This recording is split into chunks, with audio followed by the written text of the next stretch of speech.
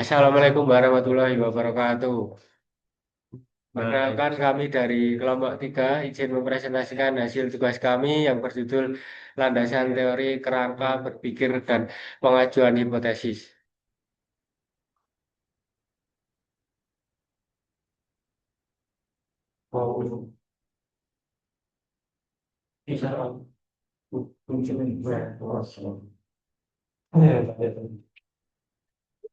Untuk anggota dari kelompok 3 sendiri, yang pertama ada Ilham Sumardika dengan NPM 2401101081, dan yang kedua ada Zaka Sania Tarataya dengan NPM 2401101090.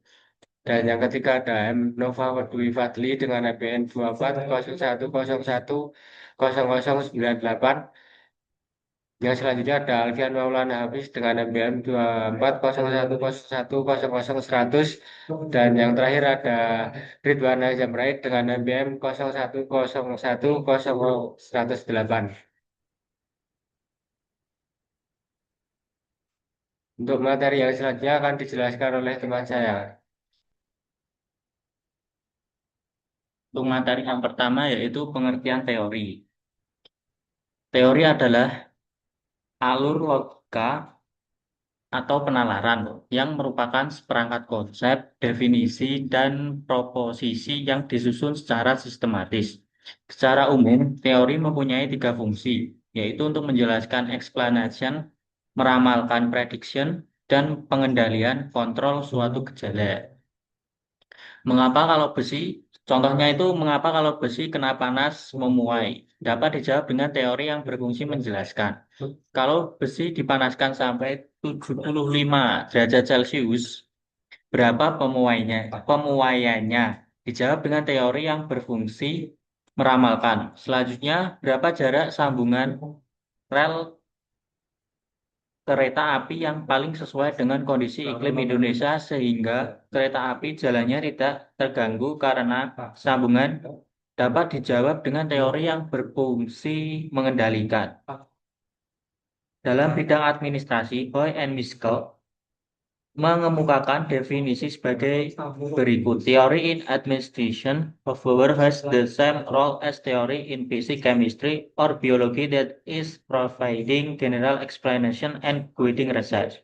Selanjutnya didefinisikan bahwa teori adalah seperangkat konsep, asumsi, dan generalisasi yang dapat digunakan untuk mengungkapkan dan menjelaskan perilaku dalam berbagai organisasi.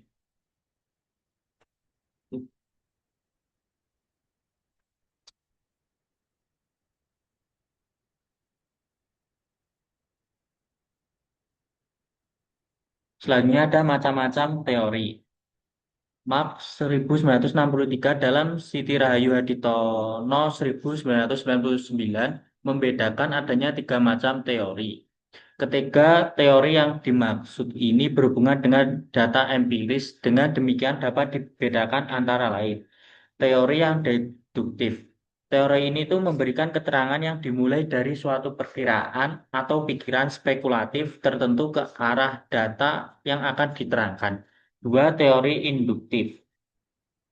Teori ini tuh menerangkan dari data ke arah teori dalam bentuk ekstrim titik pandang yang positivistik. Ini dijumpai pada kaum behavioris. Dan yang terakhir ada teori yang fungsional.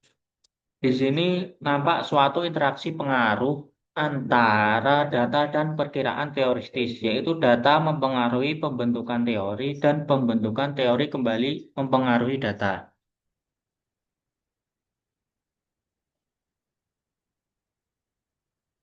Selanjutnya akan dijelaskan oleh teman saya. Jadi izin masuk. Yang kedua ada yang saya jelaskan ada tingkatan. Tingkatan teori atau level of theory menjadi tiga, yaitu mikro, meso, dan makro. Micro level teori yaitu ada di small slice of time, space, or number of people. The concepts are usually not very abstract. Meso level theory ada di atoms to link macro and micro level, or to operate and intermediate level. Contoh teori organisasi dan gerakan sosial atau komunikasi tertentu, makro, makro level teori itu ada di concern the operation of large aggregates such as the institution, entire culture system, and world societies. It use more concept that are abstract. Fokus teori sendiri itu ada tiga. Yang pertama ada substantive theory, yaitu dikembangkan untuk bidang perhatian sosial tertentu seperti geng remaja, pemogakan, perceraian, dan atau hubungan ras. Yang kedua ada formal teori. Formal teori yaitu dikembangkan untuk area konseptual yang luas dalam teori umum, seperti penyimpanan, sosialisasi, atau kekuasaan. Dan tiga ada middle range theory, sedikit lebih abstrak dibanding generalisasi empiris atau hipotesis spesifik. Teori ini bisa bersifat formal atau substansif dan terutama digunakan dalam sosiologi untuk memandu penelitian empiris. Berikutnya ada kegunaan teori. Menurut Chopper dan Skidler tahun 2023, kegunaan teori dalam penelitian adalah yang pertama ada di teori mempersulit ruang lingkup, fakta yang perlu dipelajari. Yang kedua ada teori menunjukkan pendekatan penelitian mana yang kemungkinan menghasilkan dan makna yang paling besar. Tiga, ada teori memberikan sistem untuk mengorganisasi data agar dapat diklarifikasikan secara paling bermakna. Empat, teori merangkum apa yang diketahui tentang objek penelitian dan menjelaskan keseragaman yang melampaui pengamatan langsung. Yang kelima ada teori dapat digunakan untuk memprediksi fakta-fakta selanjutnya yang seharusnya ditemukan. Berikut akan dijelaskan oleh rekan saya.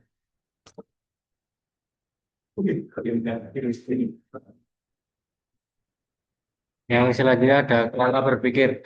Kerangka berpikir adalah model konseptual yang menjelaskan hubungan antara variabel penelitian berdasarkan teori dan hasil penelitian sebelumnya. Yang pertama, fungsi event.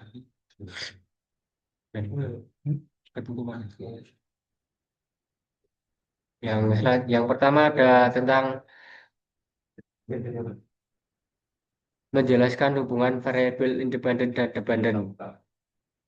Mendefinisikan dengan jelas bagaimana variabel independen mempengaruhi variabel terkait dependen, apakah hubungan positif, negatif, atau tidak sama sekali.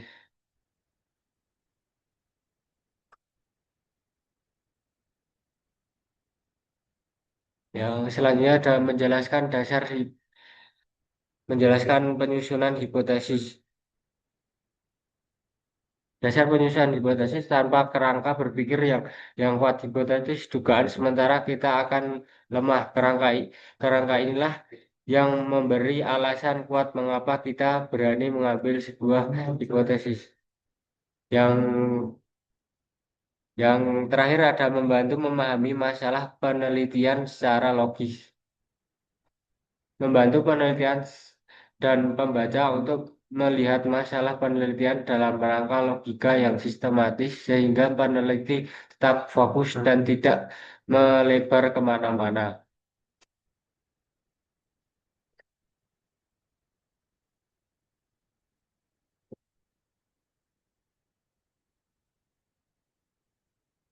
Yang selanjutnya ada proses penyusunan kerangka berpikir.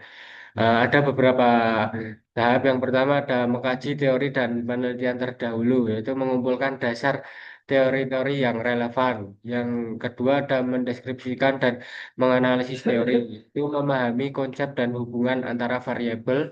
Yang ketiga itu melakukan analisis kritis dan komparatif, yaitu membandingkan teori dan hasil penelitian.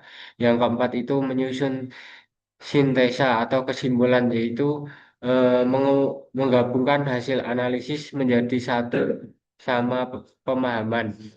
Yang terakhir ada membentuk kerangka berpikir dan hipotesis, yaitu menyusun hubungan variabel sebagai dasar hipotesis.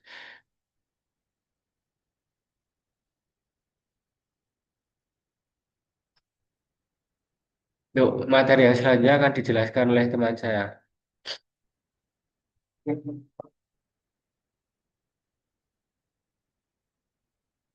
Selanjutnya yaitu hipotesis. Perumusan hipotesis penelitian merupakan langkah ketiga dalam penelitian. Setelah penelitian mengemukakan landasan teori dan kerangka pikir. Tetapi perlu diketahui bahwa tidak setiap penelitian harus merumuskan hipotesis. Penelitian yang harus bersifat eksploratif dan deskriptif sering tidak perlu merumuskan hipotesis. Penelitian yang merumuskan hipotesis adalah penelitian yang menggunakan pendekatan kuantitatif.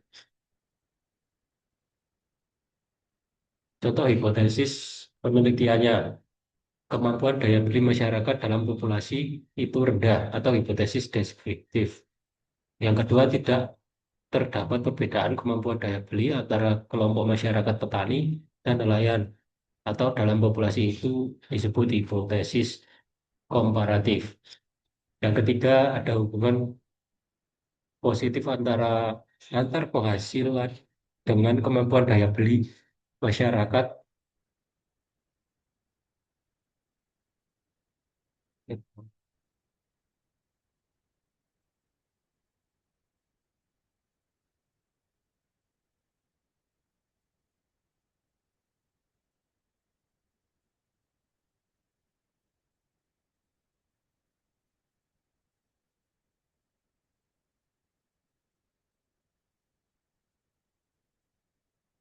Saya ulangi, yang ketiga ada hubungan positif antara penghasilan dengan kemampuan daya beli masyarakat dalam populasi atau hipotesis asosiatif.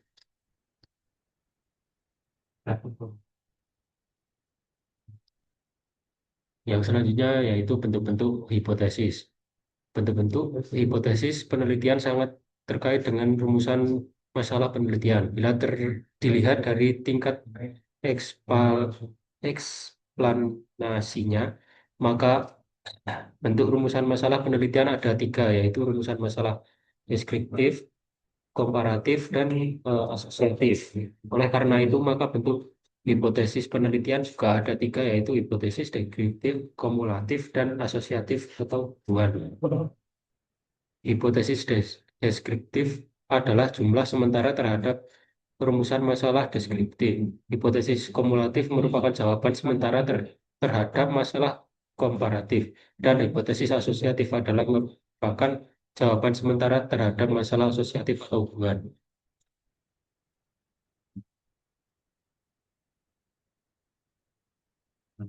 Izin melanjutkan materi.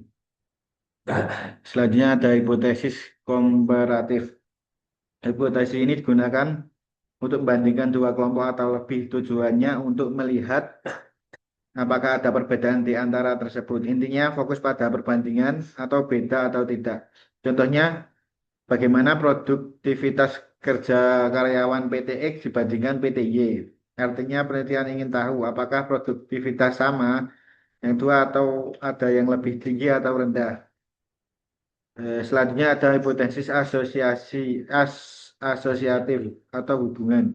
Pengertian hipotesis ini digunakan untuk melihat hubungan atau keterkaitan antara dua variabel atau lebih. Pada intinya fokus pada hubungan atau ada kaitannya atau tidak.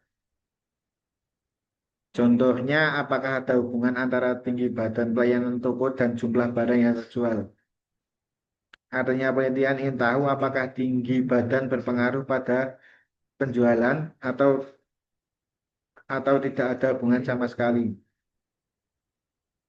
Perbedaan utama jenis hipotesis komparatif fokus perbandingan, pertanyaan utama apakah berbeda. Jenis hipotesis asosiatif fokus hubungan, apakah ada hubungan.